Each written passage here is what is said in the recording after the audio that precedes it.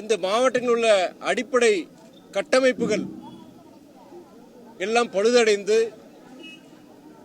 பல்வேறு கிராமங்களில் மக்கள் அவர்களை வீடுகளை இழந்து இதுவரை 30க்கும் மேற்பட்டவர்கள் தங்கள் உயிர்களை இழந்துள்ளனர். இதில் மிகவும் பெரிதாக பாதிக்க மாவட்டம் என்னவென்றால் நம்முடைய தூத்துக்குடி மாவட்டத்தை நம்ம சொல்லணும். நம்ம இன்னைக்கு வரைக்கும் கிட்டத்தட்ட இன்னைக்கு 7வது நாள் ஆகுது. 7வது நாளாக இன்னும் இது வரைக்கும் மீட்பு பணி நடந்துட்டு தான் இருக்கு. ஆனால் இது வரைக்கும் இந்த ஒரு 6 நாட்களாக வந்து தொடர்ந்து தமிழக அரசு அதிகாரிகள் எல்லாரும் வந்து இங்கே இந்த குறிப்பாக தூத்துக்குடி மாவட்டத்தை பொறுத்த வரைக்கும் அந்த பகுதிகளுக்கு போய் காவல்துறை, நீங்கள் போக்குவரத்து துறை எல்லா இதுலேருந்து வந்து இன்னைக்கு வேலை பார்த்துட்டு இருக்கிறாங்க. அமைச்சர் கிட்டத்தட்ட 10 அமைச்சருக்கு மேற்பட்டவங்க வந்து இங்கே வந்து வேலை பார்த்தாங்க. எங்கள் இயக்கத்தின் சார்பாக, மறுமலர்ச்சி திராவிட முன்னேற்ற கழகத்தின் சார்பாக இங்கே குறிப்பாக நான் திருநெல்வேலி மாவட்டத்தில் எங்களுடைய மாநகர செயலாளர் அன்புமாமா நிஜாம் அன்னைக்கு 16ஆம் தேதி என்னைக்கு அந்த மழை பெய்ய ஆரம்பிச்சதோ அன்னையிலிருந்து எங்களுடைய இயக்க தோழர்கள் எல்லாரையும் அவரை வச்சுக்கிட்டு அன்னைக்கு அவர் நிவாரண பணிகள் ஈடுபட்டு இருந்தாங்க. இந்த நேரத்தில் அரசியல் பார்க்கக்கூடாது. யாருமே ஆளுங்கட்சியாக இருந்தாலும் எதிர்கட்சியாக இருந்தாலும் அரசியல் பண்ணக்கூடாது எங்களுடைய இது. ஏன்னா வந்து சமீபத்தில் ஒரு சர்ச்சை, ஒன்றிய அரசு பொறுத்த வரைக்கும் அவங்க நம்ம மாநில அரசு என்ன கேட்டிருந்தாங்க, கூடுதல் அதாவது வந்து இதை வந்து ஒரு பேரிடராக அறிவிக்கணும், இந்த தென் மாவட்டங்களில் பெய்த மழையை பொறுத்த வரைக்கும் ஒரு பேரிடராக அறிவிக்கணும். அந்த அறிவிக்கிற சொல்கிற நோக்கம் என்னன்னா, அவங்க ஏற்கனவே வந்து ஒவ்வொரு மாநிலத்துக்கு பொறுத்த வரைக்கும் இவ்வளோ நிதின்னு சொல்லிட்டு வருஷம் ஒதுக்குறாங்க. தமிழ்நாட்டுக்கு பொறுத்த வரைக்கும் 1200 கோடி தான் ஒதுக்குறாங்க ஒன்றிய அரசு. அந்த ஒதுக்கின 1200 கோடியில் பொறுத்த வரைக்கும் அதில் வந்து மொத்தம் 1200 கோடி, அதில் 900 கோடி ஒன்றிய அரசு, மீதி 300 கோடி மாநில அரசு, ரெண்டும் சேர்த்து தான் 1200 கோடி. இந்த ஒன்றிய அரசு ஒதுக்க வேண்டிய 900 கோடியில் வந்து 450 கோடி ஏற்கனவே கொடுத்துட்டாங்க. மிச்சம் 450 கோடி இப்போ கொடுத்துருக்குறாங்க. நம்ம மாநில அரசு, தமிழக அரசு, நம்ம முதலமைச்சர் நம்ம என்ன கேட்டுக்கிட்டோன்னா, அதாவது வந்து நீங்கள் இந்த நிதி பத்தாது எங்களுக்கு. ஏன்னா சென்னையில் நடந்த மிக்ஜாம் புயல் நடந்த பிரச்சனையில பொறுத்த வரைக்கும் எங்களுக்கு கிட்டத்தட்ட 19,000 கோடி நாங்கள் இது வரைக்கும் மதிப்பீடு பண்ணியிருக்கோம். நாங்கள் இங்கே தென் மாவட்டங்கள் குறிப்பாக திருநெல்வேலி தூத்துக்குடி மாவட்டத்தில் நடந்த இது பார்த்தீங்கன்னா கணக்கிடவே முடியாது. சாலைகள், பாலங்கள், இன்னைக்கு தாமிரபரணிலேருந்து கொண்டு போகிற குழாய்கள் எல்லாமே போச்சு. இன்னைக்கு மின்சாரத்துறையில் அதே மாதிரி தான். இதெல்லாம் நீங்கள் சீர் செய்யணும்னா பலாயிரக்கணக்கான கோடி ரூபாய் தேவைப்படுது. சென்னையில் நடந்த பாதிப்புக்கே கிட்டத்தட்ட 19,000 கோடிக்கு வந்து கிட்டத்தட்ட இது வரைக்கும் அவங்க சொன்ன 450 கோடி தான் வந்தது. அது 2வது தவணை கொடுத்தது.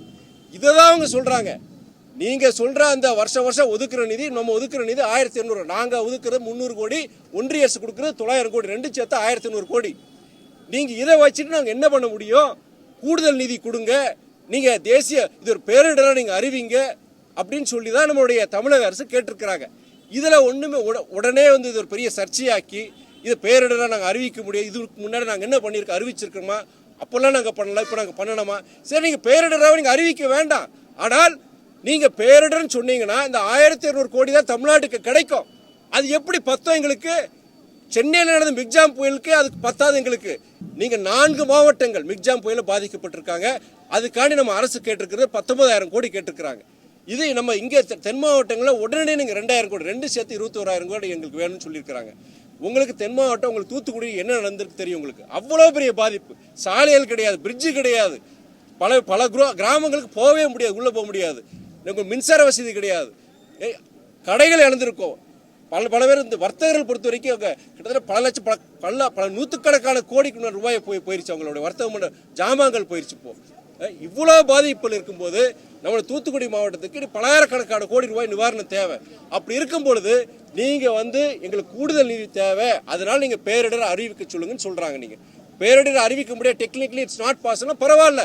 ஆனால் நாங்கள் கண்டிப்பாக தமிழ்நாட்டுக்கு இவ்வளோ பாதிப்பு இருக்குது, நீங்கள் அங்கே சென்னை சுற்றி இருக்கிற மாவட்டங்களுக்கு நீங்கள் 19,000 கோடி கேட்டிருக்கிறீங்க, நாங்கள் குறைந்தபட்சம் இவ்வளோ கொடுங்கன்னு சொல்லுங்க. நீங்கள் அதை விட்டுட்டு எதுக்கு இந்த அரசியல் லாவண்யம்?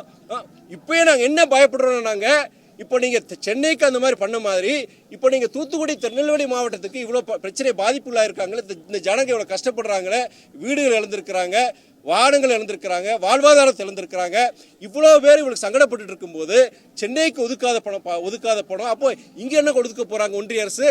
அப்போ இந்த ஜனங்க கஷ்டப்பட போறாங்களே, இந்த ஜனங்களோட கோவம் யார் மேல திரும்பும்? இங்க இருக்க தமிழக அரசு மேல திரும்பும்.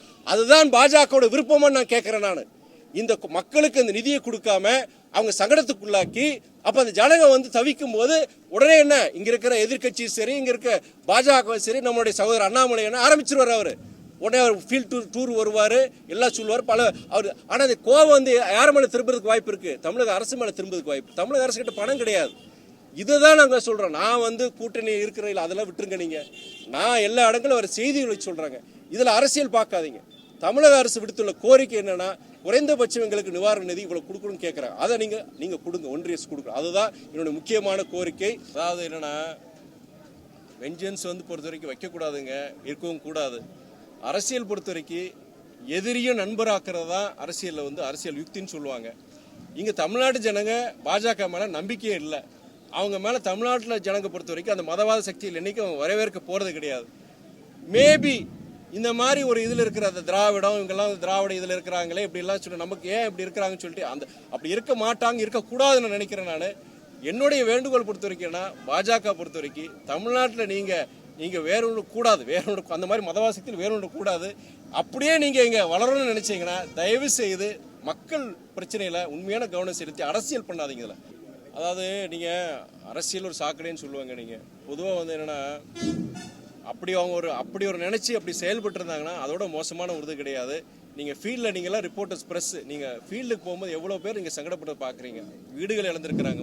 அதாவது தொழில் இன்னைக்கு எல்லாம் சின்ன எங்கள் கட்சிக்காரங்க சில பேர் பார்க்குறேன், கடைகளை இழந்து அவங்க வாழ்வாதாரம் எல்லாமே இழந்துட்டாங்க. இன்னைக்கு சாதாரண ஜனங்கள் திரும்பி எப்படி மீண்டு வர போகிறாங்க தெரியும். இந்த நேரத்தில் அரசியல் இருக்கக்கூடாதான் என்னுடைய இது. அவ்வளோதான். சகோதரர் தயாநிதி மாறன் பேசுன எந்த தவறு இல்லை நான் சொல்லுவேன். நான் எந்த தவறு இல்லைன்னு சொல்லுவேன். நான் மறைச்சு பேச மாட்டேன். நான் அதாவது தயாநிதி மாறன் பேசுனதான் நான் பலமுறை பேசியிருக்கேன். முதல்ல அதை நான் பேசினேன். நான் என்ன நான் சொல்லி முடிச்சிடறேங்க. என்ன சொன்னாருன்னா, இல்ல நான் அவர் சொன்ன விஷயம் வேற. அவர் என்ன சொல்லியிருக்கிறாருன்னா, அதாவது வந்து நீங்க தமிழ்நாட்டை பொறுத்த வரைக்கும் இங்க ஆங்கிலம் எல்லாரும் கத்துக்கிறாங்க. அதாவது இங்க இந்தி பொறுத்த வரைக்கும் நாங்கள் ஆரம்ப காலத்தில் நாங்கள் எதிர்த்ததுனால, இங்க ஆங்கிலம் நிறைய பேர் படிச்சதுனால இன்னைக்கு உலகம் முழுவதும், அது உதாரணம் கூட சொல்றாரு. கூகுளின் சுந்தர் பிச்சையை பொறுத்த வரைக்கும் தமிழ்நாட்டில் சாதாரண மிடில் கிளாஸ் ஃபேமிலியிலிருந்து வந்தவர். அவர் இன்னைக்கு பார்த்தீங்கன்னா கூகுளோட இன்னைக்கு ஒரு தலைவராக இருக்கிறாரு. வடக்க நீங்க போனீங்கன்னா, யூபியிலையும் பீகார் எல்லாம் போனீங்கன்னா அவங்களுக்கு வந்து ஆங்கிலம் இல்லை, எல்லாமே ஹிந்தி மீடியம் தான். எல்லாம் இருக்கும்போது அவங்க ஆங்கில புலமை இல்லாதனால தான் அவங்களுக்கு வெளிநாட்டில் பொறுத்த வரைக்கும் இந்த மாதிரி ஹை பேயிங் ஜாப்ஸ், ஐடி ஜாப்ஸ்லாம் கிடைக்க மாட்டேங்க உங்களுக்கு. அதனால என்னன்னா, இன்னைக்கும் பொறுத்த வரைக்கும் தமிழ்நாட்டை தேடி தான் பஞ்சம் தேடி வர்றாங்க. அவங்க சாதாரண வேலைகளில் பொறுத்த வரைக்கும் ரோடு வேலை, இந்த மாதிரி வேலைகள்லாம் வந்து சாதாரண வீட்டு வேலைகள், கட்டுமான வேலைகள் இருக்கிறாங்க. அங்கிற ஒரு அர்த்தத்தில் என்னன்னா, தமிழ்நாட்டுக்கு மாத்திரம் கிடையாது, இந்தியா முழுவதும் ஆங்கிலம் தேவைங்கிறதுல சொன்னார். ஆனால் இந்த நேரத்தில் வட இந்தியாவில் குறிப்பாக யூபி பீகாரில் அவர் பேசுனதை கட் அண்ட் பேஸ்ட் பண்ணி அதை வைரல் ஆக்கி ஏதோ நம்ம தமிழர்கள் நம்ம எல்லாம் வந்து வட இந்தியர்களுக்கு எதிரானவர்கள் மாதிரி சித்தரித்து கேவலமான அரசியலை பாஜக செய்கிறது. அதை ஆதரிக்கிறது தமிழ்நாட்டு பாஜக. இது நான் இன்னும் சொல்றேங்க. நான் இந்த நேரத்தில் இந்த புயல் வெள்ள சமயத்தில் அவன் வடநாட்டுக்காரன் பாஜக சேர விட்டுருங்க. தமிழ்நாட்டு பாஜகக்காரனுக்கு என்னங்க வேலை இந்த நேரத்தில்? தயாநிதி மாறன் சொல்றது 100% உண்மைன்னு சொல்ல நான் ஆதரிக்கிறேன். நான் அதை அவர் இங்க வந்து பார்த்தார்ல, ஒன்றிய அமைச்சர் யாராவது வரைக்கும் வந்திருக்காங்களான்னு கேட்கிறேன். நான் இவ்வளவு நாளைக்கு வராங்க, இது வரைக்கும் வந்தாங்களான்னு கேட்கிறேன். நான் அது நம்ம சகோதரர் உதயநிதி அவர் கேட்டதுக்கு அப்புறம் அந்த அம்மா வராங்க. இப்போ